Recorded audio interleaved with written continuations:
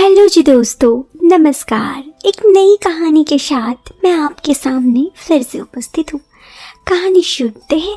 इससे पहले अगर आप मेरी आवाज़ पहली बार सुन रहे हैं तो आप हमारे चैनल को सब्सक्राइब जरूर कीजिए और इस वीडियो के पसंद आने पर आप इस वीडियो को लाइक कर सकते हैं। चलिए अब इस कहानी में आगे बढ़ते हैं।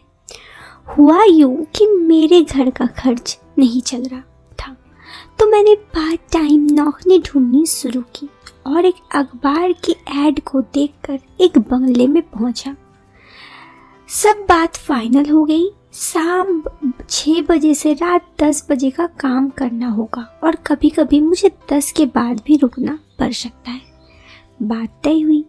मेरे मालिक ने मेरा परिचय अपनी फैमिली मेंबर से कराया और बताया मैं कंप्यूटर पर एंट्री का काम करूंगा और साथ ही साथ मैं कार ड्राइव भी कर लेता हूँ। ये सुनकर सभी बहुत खुश हुए।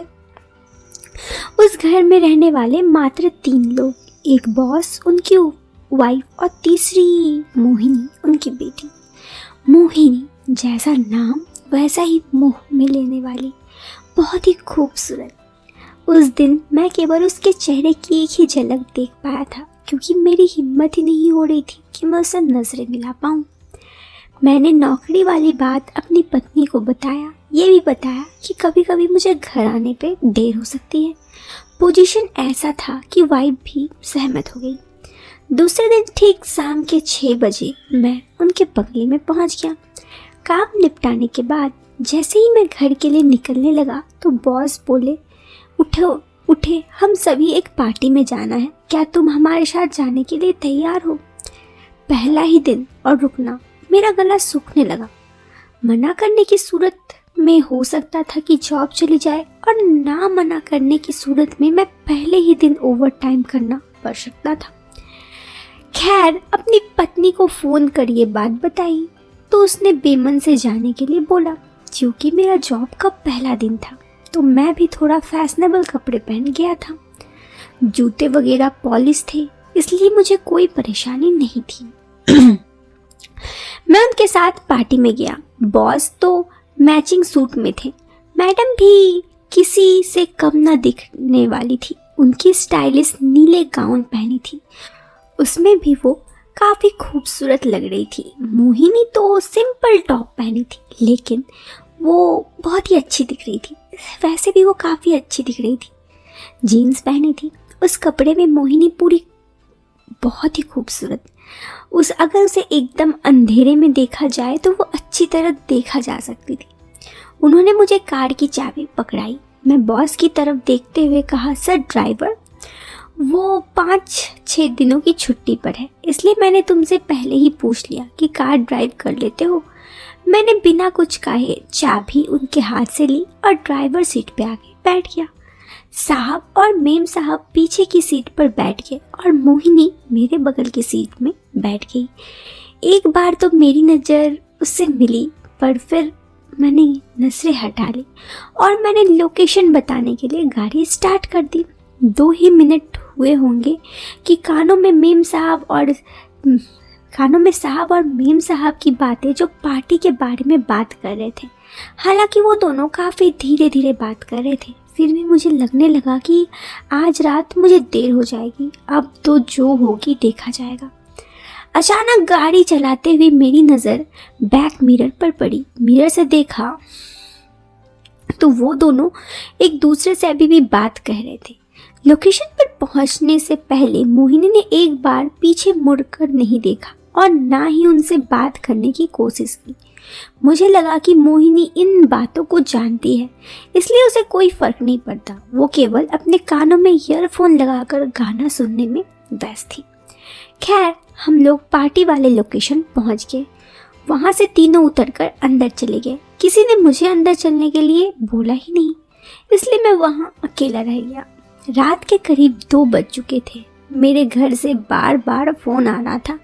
मैं अब ना इधर का था ना उधर का। नौकरी के पहले दिन कुछ गड़बड़ ना हो, सो मैंने मालिक की बात रख ली। अब मुझे लगने लगा कि मैं अगर यहाँ काम करूँगा तो फंस जाऊँगा, इसलिए मैंने काम छोड़ने का फैसला कर लिया और उनको चाबी पकड़ाने अंदर जा ही रहा था कि बाहर मोहिनी को आते हुए देखा।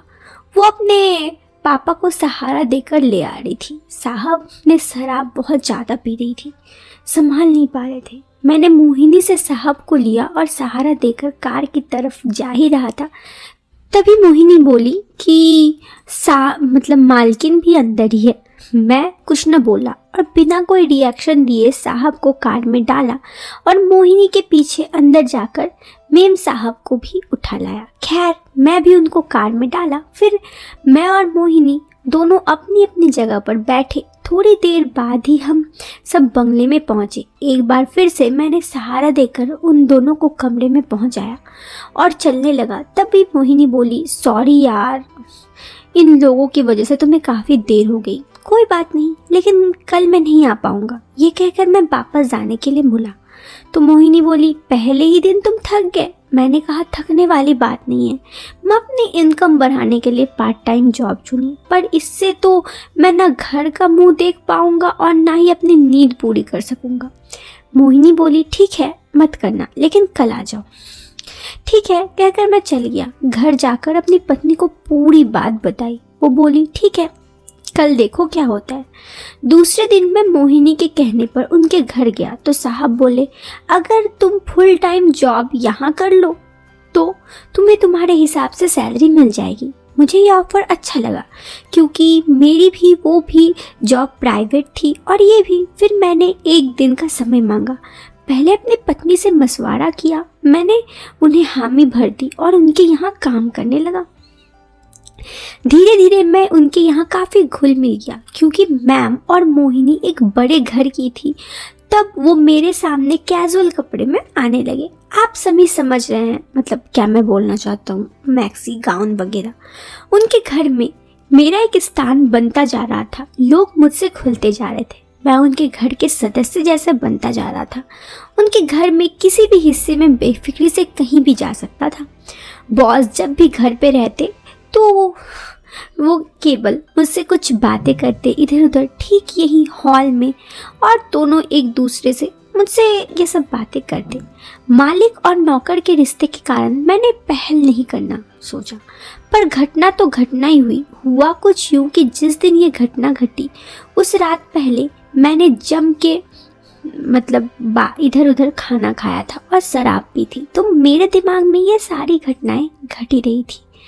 खैर मेरी तबीयत ख़राब थी और तबीयत ख़राब होने के बाद मुझे लगा कि मुझे थोड़ा रेस्ट करना चाहिए।